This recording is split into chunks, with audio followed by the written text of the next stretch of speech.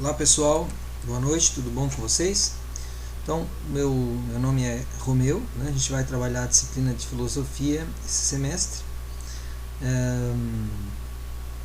Uma pena que a gente não possa estar junto em sala de aula, né? Devido a essa situação toda, mas acredito que por aqui a gente consiga também aprender alguma coisa, conversar, discutir, que é o propósito da nossa disciplina. Então, é a primeira vez que vocês têm contato com essa disciplina chamada filosofia, uma disciplina bastante ampla, bastante antiga, né? E geralmente nas primeiras aulas a gente vai entender, né? Se aproximar um pouquinho dessa ciência para vocês perceberem qual é o propósito dela e por que ela está no currículo de vocês, estudantes, ok? As nossas aulas basicamente serão da seguinte maneira, né, para vocês entenderem, a gente se organizar. Eu produzo essas videoaulas aqui que vocês estão vendo, eu coloco elas lá na plataforma,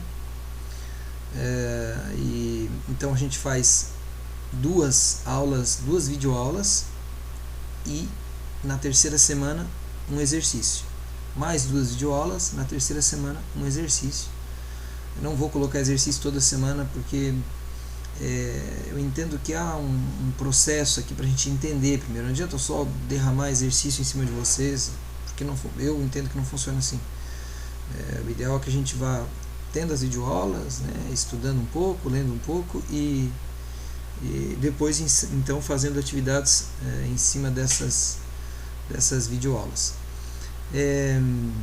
Uma outra situação, eu sei que nem todos estão familiarizados com aquela plataforma do Google, então hoje eu vou colocar lá na sala de aula, no nosso grupo de WhatsApp, uns vídeos explicativos de como vocês entram na plataforma, de como que vocês acessam ela, né, como postar os trabalhos, como responder os trabalhos. É bem intuitivo, é bem tranquilo. Se vocês tiverem alguma dificuldade, obviamente que estou à disposição aqui para ajudá-los, tá? Vamos ver mais o que eu posso adiantar para vocês aqui. Eu acho que é isso. Eu acho que lá pelo grupo a gente vai tirando bastante dúvidas, tá bom? Então, hoje o tema da aula basicamente é pelo menos entender o que é essa disciplina, essa ciência que a gente vai começar a estudar a partir de hoje, que é a filosofia. Eu coloquei aqui no lado, vocês podem me acompanhar aqui pela tela do computador. Filosofia, que tem ali como uma definição já na tela para vocês: amor pela sabedoria. Bom, veja bem, a palavra filosofia comumente ela é traduzida dessa maneira: amor pela sabedoria. Se vocês procurarem no Google, um dicionário qualquer, vai aparecer. Filosofia é a junção de duas palavras, filo mais sofia, que significa amor à sabedoria. Essa é uma tradução muito, digamos, inicial, muito simplória dessa ciência. Filosofia é muito mais que amor pela sabedoria. A gente diz que essa é uma definição etimológica. Vou botar a palavrinha aqui e a gente vai trabalhando junto. É uma definição etimológica, que significa a definição acerca da origem da palavra. Ou seja, se nós fôssemos estudar a origem da palavra filosofia, isto é, etimologia, nós chegaríamos à conclusão que a palavra filosofia vem do grego e é a junção de outras duas palavras gregas, philo mais sofia. Philo, que significa amor, e sofia, que significa sabedoria. Mas mais que essa definição, filosofia significa um profundo amor ao conhecimento. É uma procura apaixonada pelo conhecimento. Então, o filósofo é alguém que é profundamente apaixonado pelo saber, correto? E aí, vocês já de cara percebem que é uma definição super romantizada, né? Quer dizer, cheia de romantismo, né? Como se estudar fosse uma coisa assim, nossa, que legal, eu amo aprender. A gente sabe que isso, na verdade, não funciona dessa maneira, né? na maioria das vezes a gente estuda ou vai atrás de conhecimento por pura necessidade, não porque a gente é apaixonado pelo conhecimento. Aliás, eu desconfio seriamente de pessoas que se dizem apaixonadas pelo conhecimento, né? Mas isso é um posicionamento meu. Voltamos aqui à aula. O que a gente quer dizer com filosofia é que, na verdade, se trata de uma ciência que ela busca os princípios do conhecimento. Por exemplo, vocês estudam matemática, né? Então, um professor de matemática vai lá ensinar a função de primeiro grau. E vocês vão aprender, porque é um processo quase que técnico e a gente aprende. Agora, da onde sai esse modelo de pensamento? Como é que alguém chegou àquela conclusão? Por que iniciou esse pensamento?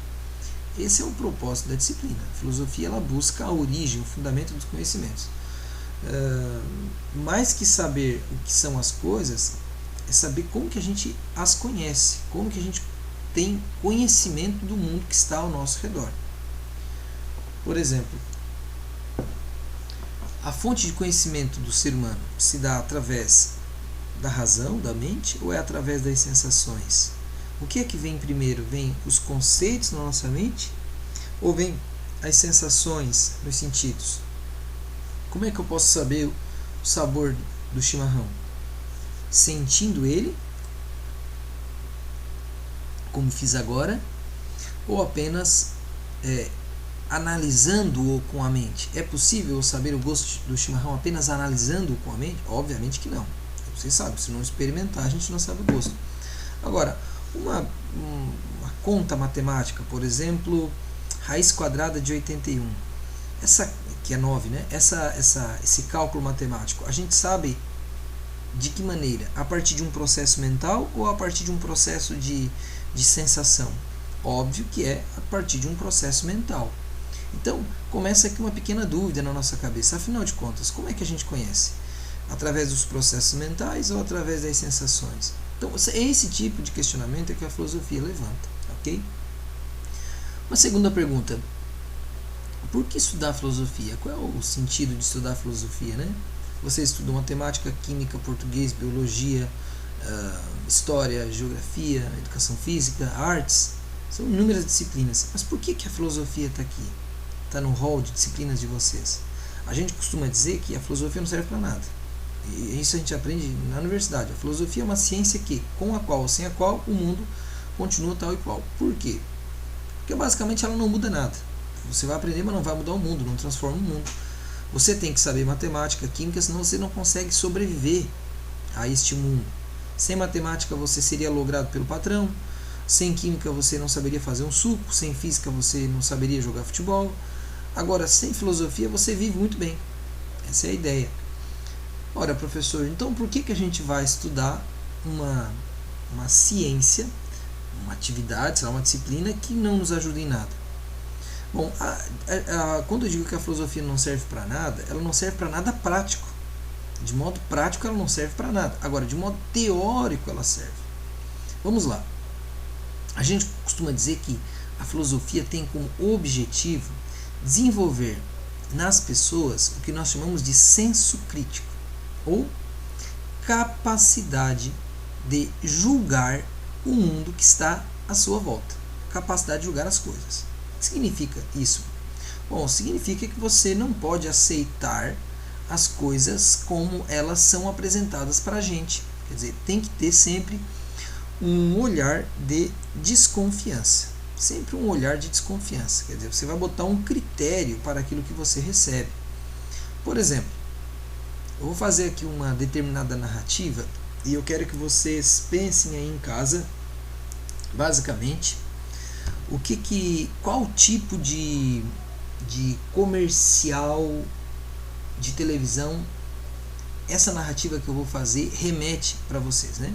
Então imagine uma manhã de domingo, uma manhã ensolarada, uma casa branca com as janelas grandes, as janelas abertas, um gramado verde do lado, a família reunida no café da manhã, o pai que chega, que faz um afago na cabeça do filho, que coloca um suco de laranja no copo. Qual é o produto que geralmente usa esse espectro, essa imagem para vender? Se você respondeu margarina ou manteiga, você está correto. Exatamente isso. Toda propaganda da Qualy, da Doriana ou outras marcas utilizam este imaginário da família, né, tomando café junto para vender este produto. Ora, e o que tem a ver isso com filosofia? O que tem a ver isso é que as pessoas são levadas a comprar este produto porque está sendo paulatinamente colocado na cabeça, na mente, de forma indireta, que ao você comprar esse produto, ao você utilizar esse produto, o efeito mostrado na propaganda será o mesmo na sua vida. Basicamente, como alguém compra um desodorante cuja marca é veiculada na televisão, e no nosso inconsciente está a ideia de que se você usar aquele desodorante, a reação das pessoas ao seu redor é a mesma reação do comercial da TV. E obviamente que uma coisa não tem nada a ver com a outra, isso é um truque de marketing. Agora, onde é que está o papel da filosofia? É fazer você perceber o que está por trás disso. Quer dizer, as coisas não são tão naturais quanto a gente pensa. Professor, então eu tenho que parar de comprar margarina e tenho que parar de comprar desodorante? Não, a gente não deve parar de fazer as coisas. Por isso que eu digo que a filosofia, de modo prático, ela não funciona para quase nada. O que funciona é você saber que isso acontece. Está chegando a época de eleição agora. A gente não vai deixar de votar. As coisas não irão melhorar, porque é óbvio que não vai melhorar, porque faz 100 anos que o Brasil e República está aí para melhorar e não melhorou até hoje. Então não vai ser agora para melhorar. Mas assim, todos os anos os políticos vêm com as mesmas histórias. Aí você diz, professor, então o que eu faço? Não voto? Não, vota. Vota na melhor opção ou na menos pior. Agora, tenha consciência que aqueles discursos falados, cantados e prós e versos são falsos. São interesseiros, são eleitoreiros. Né? Quer dizer, o errado não é você fazer a coisa errada. O errado é você fingir que não sabe que está fazendo errado, ou pelo menos fingir que não sabe o que está acontecendo. Né? As coisas não são tão naturais assim. Existe sempre um mecanismo social por trás disso. Tá? E esse é o ponto de partida das nossas discussões filosóficas. Tá bom? Hoje é uma aula assim mais inaugural, eu não quero me estender muito porque o mote, nessa primeira semana a gente aprendeu a utilizar a plataforma.